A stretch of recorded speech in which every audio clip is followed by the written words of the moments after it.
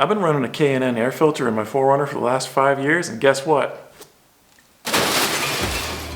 I used to think these K&N air filters were an upgrade over the OEM ones, but are they actually? The K&N filters are intended to be cleaned and reused instead of being replaced, just like a normal paper filter. And you can get a kit from K&N that gives you everything you need to clean it, dry it off, and then re-oil it. And yet, instead of getting that kit for my clearly beat up and dirty air filter here, I'm tossing it. I'm going back to a paper air filter. These filters claim to offer better horsepower, better fuel efficiency, better throttle response, stuff like that, and that might be true, but it does come at a cost, and that cost is proper filtration. This article that was posted on nicoclub.com explains the results of an extensive ISO 5011 test that was done on popular air filters. I'll save you all the nerdy details, but the end result is that it proved that less restrictive filters also let more dirt into your engine. I'll put a link to the full article in the description below if you want to check it out for yourself. Shocking, right? A K&N filter might indeed let your engine breathe better, but it's also potentially letting more dirt get into your intake as well. There's also the chance that over-oiling one of these filters can potentially damage your MAF sensor. And if that's the case, replacing a MAF sensor is going to be a whole lot more expensive than just buying a new paper air filter every other oil change. Now, I don't know about you, but my 4Runner ain't exactly a race car to begin with, but I do in fact want to make sure that the engine lasts for as long as possible. And apparently I'm not the only one that thinks this way too, because I did a poll on the community section here on YouTube, and 56% of the people that voted are running OEM Toyota air filters. Only 23% are running K&Ns. Now, don't get me wrong, I got no problem chasing every available horsepower on a car like this that just gets driven on the street in good weather. As far as this one that's got the baby seat in the back of it, I think reliability is a bit more of a priority in this case. Why would I care about an extra 5 horsepower in this thing? One other thing worth mentioning here, guys, is that the factory intake on these V8 4Runners is essentially a cold air intake to begin with, because you can see this is the intake tube coming from the throttle body, this is your big air box, and then this is actually pulling air in from the fender, which is cool air.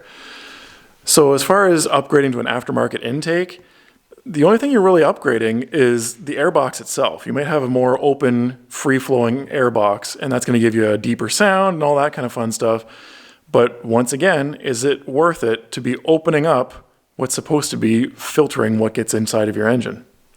In this video posted to the Project Farm YouTube channel, they did a similar, although maybe less official test, and they tested airflow speed and filtration, and they even did 0 to 60 tests in the Suburban that they use as a test vehicle to pit all of these filters against each other. And the conclusions that they came to are exactly the same as I'm seeing everywhere else. Yes, indeed, the K&N filter does flow better air. It also allows a lot more dirt and dust particles into the engine. And it was very interesting to me to see the Wix filter perform as well as it did in all of the different tests, whether it was from filtration for a health standpoint for your engine or for airflow. And that's why I chose to go with the Wix paper filter in my 4Runner now when I'm replacing the K&N. So driving with the Wix filter versus the K&N, is there an actual noticeable difference? And I think there's 2 different ways that you'll notice a difference in an air filter. Number one is the sound, potentially, and I think with an aftermarket intake, you're going to hear much more of an intake sound, like an induction sound, with a different air box. With a filter, I don't think it makes much of a difference. In this case, I'm not noticing any difference at all over my K&N. The other difference that you might notice would be in straight line performance. And I don't notice a difference here. The 4Runner feels like it's making the same horsepower as it was before with the K&N filter. The thing to keep in mind here is that we're talking about a difference of like 0.2 of a second, 0 to 60. And on an SUV like a 4Runner, you're not going to notice that. On a race car, every little bit counts. On this, not so much. It's definitely not enough to warrant putting more dirt into my engine and potentially risking the longevity. Driving around in the city like this, a filter like the K&N might be okay because, you know, we're not dealing with a whole lot of dirt and dust. But can you imagine like driving behind another car on a dirt road with that big cloud of dirt right in front of you and your engine just sucking everything in?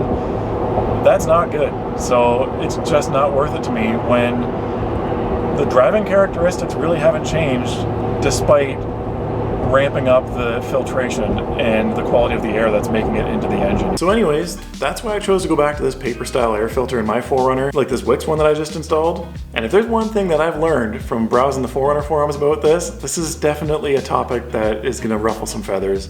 There's certainly some polarizing opinions out there about this. So if you're gonna pick a fight in the comment section, just go ahead, go for it, but just try to be nice, will ya? Anyways, thank you guys for watching, and I will catch you on the next video. See ya.